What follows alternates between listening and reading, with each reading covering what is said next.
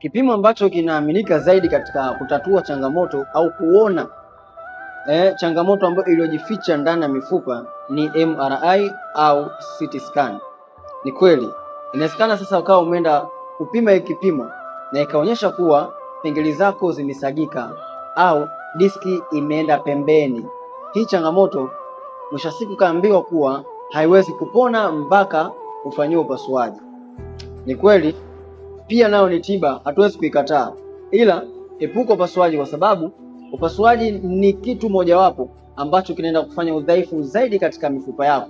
Kama wewe umefanyiwa upasuaji wa uti wa mgongo, kama unategemea kufanyiwa upasuaji wa magoti, basi jua kuwa huo upasuaji baada ya kufanyiwa tu, baada ya miezi miwili, kama umefanya mazoezi ambayo ni over, inaweza kupelekea changamoto upya. Lakini pia ingine changamoto kuweza kurudi hata kama hawajafanya mazoezi mazito. Unajua kwa sababu gani?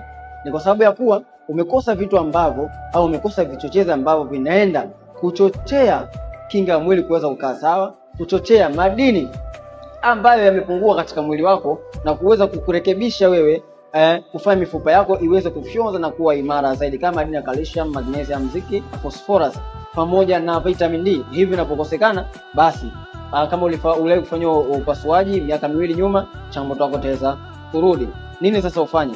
Cha kufanya, wasiliana nami, kwa sababu kuna programu muhimu ambayo nimeandaa kwa wewe ambaye unahisi maumivu makali sana wa mgongo, unahisi maumivu makali sana kwenye magoti, na wewe ambaye ulishawahi kufanya upasuaji wowote ule, ima wa shingo cervical spondylosis au ukafanya upasuaji wa magoti pamoja na mgongo.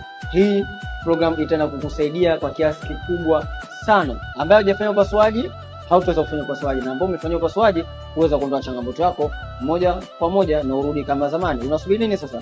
Wasiliana nami ili niweze kukusaidia. Usahau kufollow account hii na kushare video hii kwa watu wawili tu ambao ungependa wabadilishe maisha yao kupitia hii program maalum ambayo ninaiandaa.